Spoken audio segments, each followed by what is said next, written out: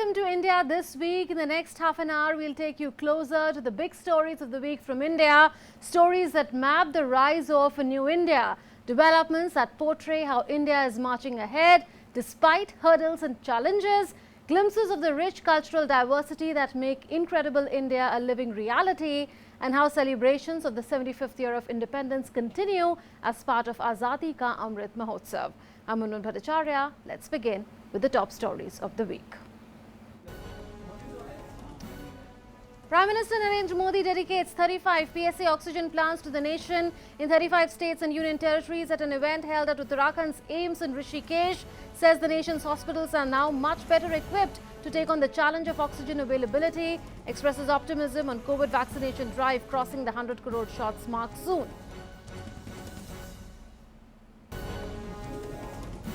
External Affairs Minister Dr. S. Jaishankar says it's up to Pakistan to demonstrate if it wants good neighbourly relations with India at a DD News conclave. In a message directed at China, says bilateral relations can be impacted due to lack of peace on the borders.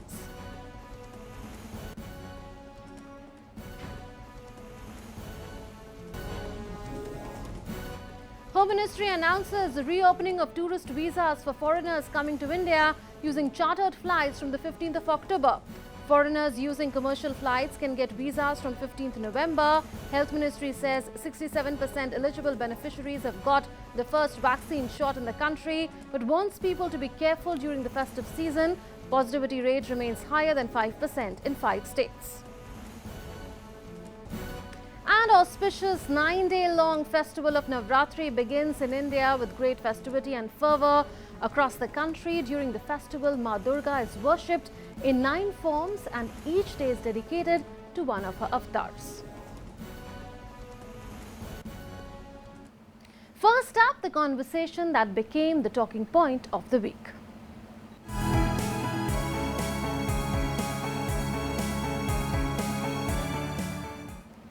India's External Affairs Minister Dr. S. Jaishankar was part of an interaction at DD India's sister channel, DD News' conclave. Speaking on India's bilateral relations with Pakistan, he put the onus entirely on Pakistan.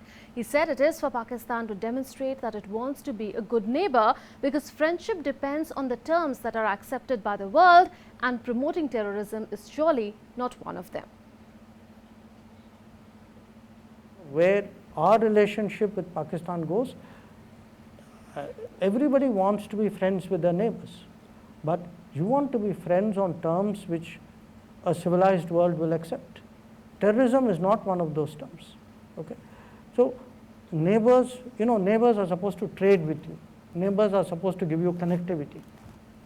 Neighbors are supposed to promote contacts, to increase travel. Now, all of that hasn't happened with this neighbor. So I think they have an important choice whether to be a normal neighbor to us. A lot of it, the next 75 years, would depend on the choice that they make. On China, the External Affairs Minister said that if peace and tranquility in border areas is disturbed, then it impacts the development of ties. Ties, especially after 1988, has been peace and tranquility in the border areas. If the peace and tranquility in the border areas is disturbed, which is currently the case, then it is natural that the development of our ties will be affected. Okay, I am not advocating that we should solve our boundary dispute. That's a much more complicated issue. I think we must distinguish between the boundary dispute solution and maintaining peace and tranquility, which is a much easier and much more common sense thing to do. And it is in fact even the peace and tranquility whose disturbances cause the current situation. For me, it would be important that there is mutual respect between them, that we give each other space, we recognize each one of us has interests. So in a sense, I would say, I've spoken earlier about a multipolar world. I think it's very important we have a multipolar Asia. You're not going to have a multipolar world if you don't have a multipolar Asia.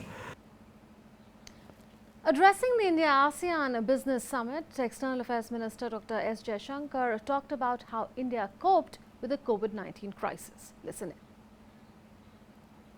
19 has brought out many inadequacies in the global health system, meaningful partnerships, sharing of advanced technologies, collaboration in vaccine and pharmaceutical production, capacity building, and transparency in health information are all part of the answers.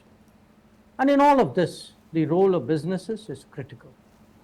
Crisis can often be the basis of creativity, and our endeavor should be to come out of this stronger.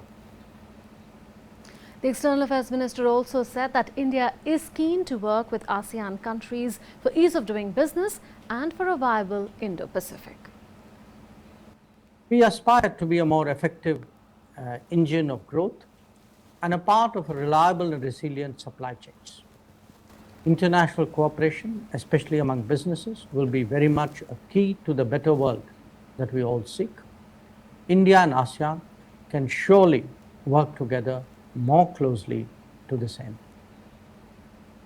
Another key talking point this week was the international ratings agency Moody's move to upgrade India's sovereign rating outlook from negative to stable. In an exclusive conversation with me, the outgoing Chief Economic Advisor of the Government of India, Dr. K.V. Subramanian, elaborated on the factors that facilitated the upgrade while making the point that there is scope for further recalibration by international ratings agencies to reflect the strength of India's economic fundamentals.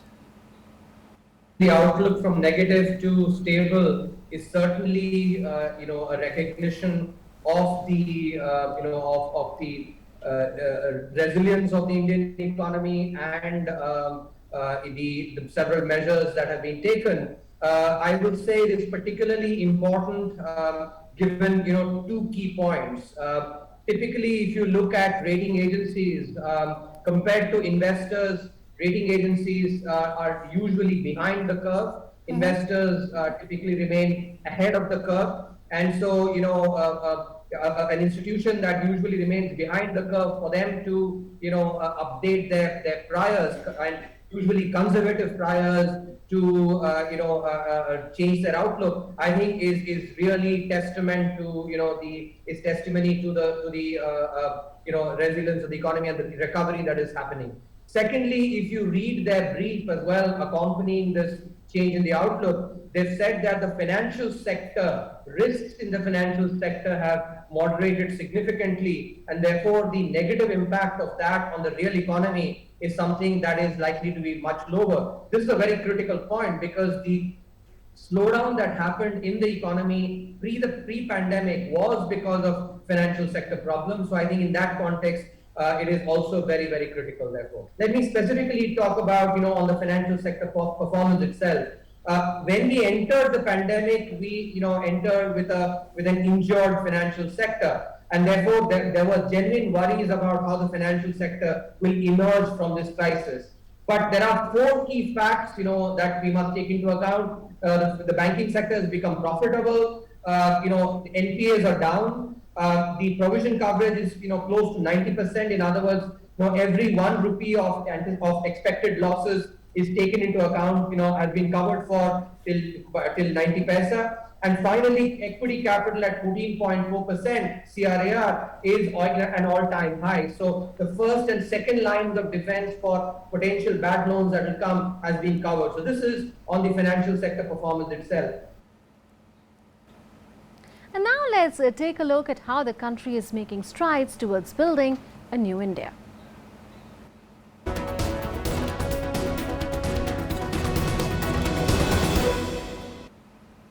The second wave of the COVID-19 pandemic saw the nation face an unprecedented demand for medical-grade oxygen. The central government at that time set the ball rolling on an effort which will ensure that the situation never comes to such a pass again. Prime Minister Narendra Modi dedicated 35 pressure swing adsorption oxygen plants set up under the PM CARES Fund in 35 states and union territories to the nation at an event held at AIIMS Rishikesh. Take a look. During the deadly second wave of the COVID-19 pandemic in India, medical oxygen was in high demand. And to meet the short supply in future, Centre has been setting up oxygen plants in every district of the country. Prime Minister Narendra Modi on Thursday dedicated 35 pressure swing absorption or the PSA oxygen plants installed under PM CARES Fund in 35 states and union territories at a program organized at AIIMS Rishikesh in Uttarakhand. With this installation, all districts across the country now have commissioned PSA oxygen generation plants. In his address, the Prime Minister said that the hospitals in the country are now becoming more capable than ever to meet the challenge of oxygen demand. अब देश का हर जिला PM cares के तहत बने हुए oxygen plant से cover हो गया है। पीएम केयर्स के सहयोग से बने इन ऑक्सीजन प्लांट्स को जोड़ लें तो केंद्र सरकार, राज्य सरकार, इन सभी के प्रयासों से देश को करीब 4000 नए ऑक्सीजन प्लांट्स मिलने जा रहे हैं। ऑक्सीजन की चुनौती का मुकाबला करने में अब देश और देश के अस्पताल पहले से कहीं ज्यादा सक्षम हो रहे हैं। Prime Minister also mentioned how the production of liquid medical oxygen was ramped up by more than 10 times when the demand went up during the second wave. He recalled how the country made tireless efforts to deliver oxygen in every part to meet the growing demand. Logistics की इतनी चुनौतियों से जूझते हुए देश ने युद्ध स्तर पर काम किया। देश और दुनिया में दिन रात जहां से भी संभव हो वहां से oxygen plants, oxygen tanker arrange किए गए, स्पेशल ऑक्सीजन ट्रेन चलाई गई, खाली टैंकरों को तेजी से पहुंचाने के लिए वायुसेना के विमान लगाए गए, प्रोडक्शन बढ़ाने के लिए डीआरडीओ के माध्यम से तेजस फाइटर प्लेन की टेक्नोलॉजी को लगाया गया। The Prime Minister also took stock of the oxygen plant installed at AIIMS Rishikesh. People of Uttarakhand now firmly believe that the installation of this oxygen plant will make the treatment of patients quicker and much easier. बहुत बड़ा कार्य हुआ है आज और ये पूरे क्षेत्र में जो स्वास्थ्य सेवाओं के लिए बहुत ही लाभकारी होगा। ऑक्सीजन प्लांट आने से एक चीज़ इंश्योर हो गई है कि अब आगे जाके कितनी भी बड़ी एक आपदा आ जाए, मतलब हम उसे अच्छे से मैनेज कर लेंगे। Prime Minister Narendra Modi mentioned about the COVID vaccination campaign in India and congratulated the state government, which will soon reach the distinction of achieving 100% first dose vaccination of its population. Prime Minister expressed hope that the country would soon cross the 100 crore vaccination landmark. ये हर भारतवासी के लिए गर्व की बात है कि corona vaccine की 93 करोड़ डोज लगाई जा चुकी है। बहुत जल्द हम 100 करोड़ के आंकड़े को पार कर पाएंगे। Prime Minister also mentioned about the development taking place in the state of Uttarakhand and said that the state government is working earnestly to develop infrastructure connectivity. He lauded the commendable work being done for water connectivity in the state. He also added that his government has been making sincere efforts to bring out Devbhoomi from decades of neglect. Bureau Report, TD India. And in some good news for the travel and tourism industry, one of the worst affected by the pandemic, the Ministry of Home Affairs paved the way for granting fresh tourist visas to foreigners coming to India through chartered flights with effect from the 15th of October. Foreign tourists travelling to India by flights other than chartered aircraft would be able to do so with effect from the 15th of November. Due to the COVID-19 pandemic, all visas granted to foreigners were suspended last year. Various other restrictions were also imposed on international travel to arrest the spread of the pandemic. After considering the evolving COVID-19 situation, foreigners were later allowed to avail any kind of Indian visa other than tourist visa for entry and stay in India. After considering various inputs from all the stakeholders, the MHA decided to begin granting of fresh tourist visas for foreigners coming to India. And as said earlier, foreign tourists entering India by flights other than chartered aircraft would be able to do so only with effect from the 15th of November 2021 on fresh tourist visas. All due protocols and norms relating to COVID-19 shall be adhered to by the foreign tourists, carriers bringing them into India and all other stakeholders at landing stations. Now a glimpse of how India is emerging as a power in social spheres.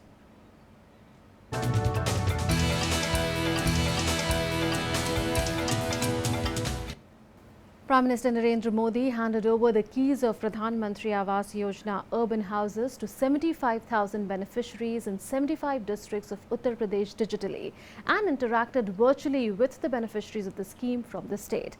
Prime Minister stressed the massive increase in the number of houses constructed under PM Awas Yojana. He said that more than 1.13 crore housing units have been constructed in cities, and out of them more than 50 lakh houses have already been built and handed over to the poor.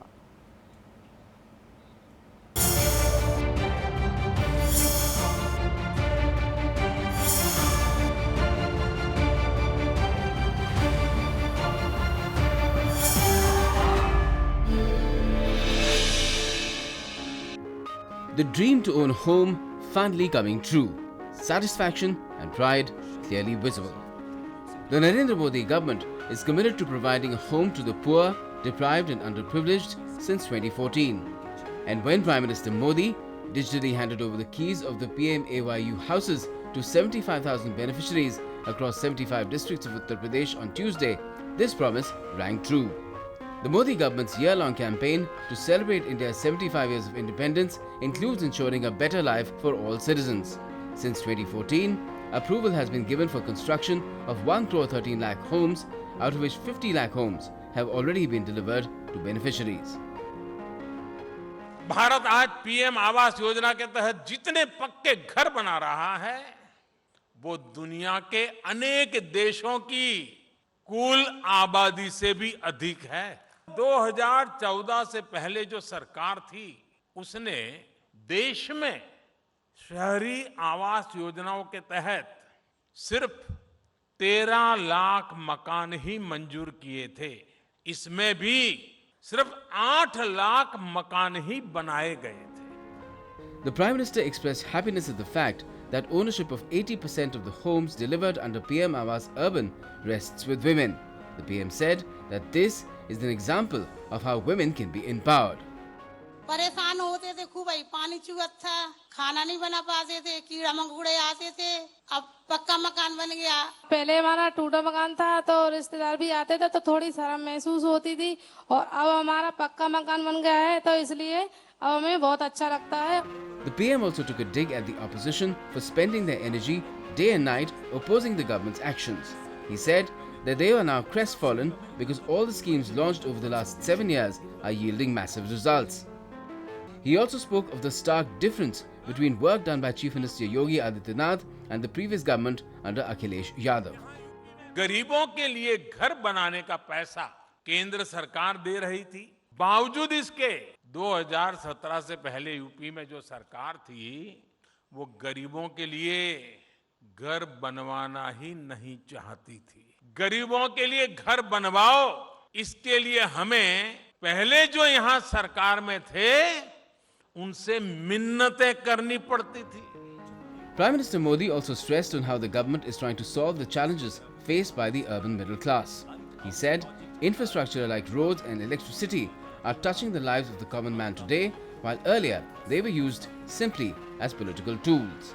2017 से पहले PM Awas Yojana के तहत UP के लिए 18,000 घरों की स्वीकृति दी गई थी, लेकिन जो सरकार यहां थी उसने गरीबों को पीएम आवास योजना के तहत 18 घर भी बनाकर नहीं दिए। तब जो यूपी को चला रहे थे वो इसमें लगातार अड़ंगा डाल रहे थे। योगी जी की सरकार आने के बाद यूपी में शहरी गरीबों को 9 लाख घर बनाकर दिए गए हैं। The PM also said that the Real Estate Regulatory Authority Act has freed the entire housing sector from the clutches of fraudsters and has empowered all stakeholders. Green, sustainable, affordable homes, as well as planned towns and cities, is a promise that is fast becoming fulfilled under Prime Minister Narendra Modi's leadership. Vishal Barister's report, DD India. Let's now meet our newsmaker of the week.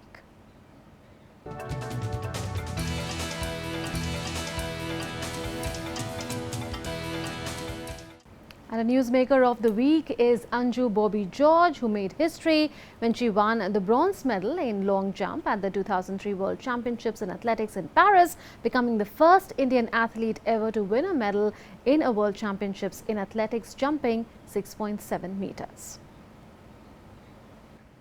Anju Bobby George is with us, biggest example of how you can give back to sports. Welcome, ma'am. Welcome to DD India. First of all, how have you been doing? And after all the busy engagements after Neeraj Chopra won and Shelly, of course, you must be a little at ease now. Yeah, really, of course. It was a wonderful year for athletics. All these years, we were waiting for an Olympic medal. Though I got a World Championship medal, Olympic is something different. It's something special. Competition-wise, World Championship, Olympics, there's no different. But name-wise, it's something different. And we were waiting for a medal, and now we got a gold. And of course, our trainee Shaili also, she started her international competition with a silver medal in the World Junior Championships. So really, it's a happy year for us. Right, ma'am. We need to talk about Neeraj Chopra first here. How long did it take for all of us, and for you, in fact, to process the feeling of Neeraj Chopra has won the gold, and what Neeraj Chopra's gold means for athletics? We were expecting a medal from Neeraj, of course. He was the best bet for Olympics, but gold we never expected, because few other competitors also were there, those who crossed 90 plus in many competitions. And so we were expecting just a medal, but we got the gold, and that day it was Neeraj's day. And now a look at the Marriott colours of India in Incredible India.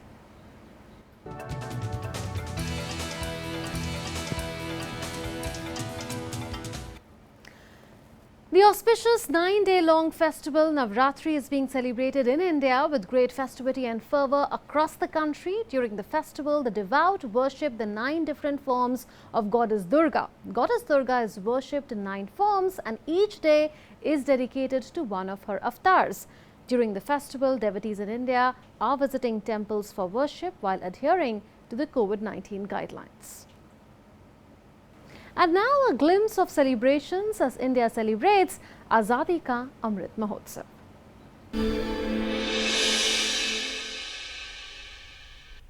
India's 75th Independence Day was a watershed in India's history, and what can be a better way to celebrate it than an amalgamation of India's sounds and music? Amid Azadi Ka Amrit Mahotsav celebrations, a song capturing the diversity of India's musical traditions known as Synthesis the Indian Muse, Geeton Mein Wo Awaaz Hai Hum, conceptualized by entrepreneur Nanni Singh and composed by Ravi Iyer, is getting rave reviews. I spoke to Nanni Singh and Ravi Iyer, the 2 central figures behind the song, on the concept, the making and the whole experience of working on such a project. Here's a snippet from the conversation. And you can watch it in full at 8 p.m. IST on Tuesday on 12th October on DD India. So Nanni ji, it's remarkable the kind of diversity that you've rolled into just 4 minutes. There's Thumri, there is folk, there is Indian classical, there are so many instruments, musicians, artists, geographical locations. So were you clear from the very beginning that this is how it's going to be? We started, it was 15th August, our 75th Independence Year this year. And it was something that I wanted to do special because we were all sitting at home and it's COVID time, etc. And that's when I was talking to Ravi over another different project altogether. And I said, Ravi, I want to create something which is folky but has a global vibe. And he just instantly said, I have something, can I send it to you? And he sent it, and it was like an instant click. Thereafter, I don't think we looked back, because that tune kind of helped me envision the entire thing of how I wanted the rabab in, and how I wanted, where I wanted the mridangam and the tabla, jugalbandi, how I wanted to bring in the nagaras, and where I could hear the sitar and the flute. It's uncanny. I really have no words. And then how I could hear the alap flowing into the bandish, and then of course moving on to the Sufi and the folk aspect, and then the entire chorus at the back. Honestly, Munmun, I have no idea how this thing happened, but it's eerie, but it did. Ravi ji, was it an impromptu thing that came from Nani ji in a casual conversation between the two of you? And how did the idea appeal to you? Right. See, the thing is, when she spoke to me and she said she wanted to do some kind of a special track, to mark the 75th independence. And more so when she said that, look, I'm looking for a sound which is kind of folk, but with a global appeal. And while we both were speaking, it was almost like we were reading each other's mind, So she knew exactly maybe what I may come up with, and I knew what she had in mind. And instantly, after a while, I told her, look, I've got a tune in mind. I'll send it to you. And so it just kind of clicked right from there on. And now we'll leave you with a part of the song released on the occasion of India's 75th Independence Day, Synthesis, the Indian Muse. Thanks for watching.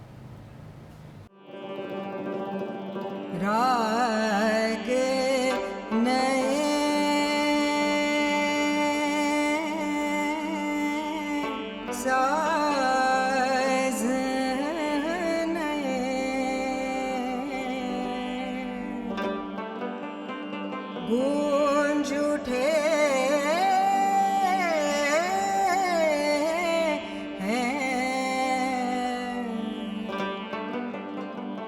अल्फाज नहीं।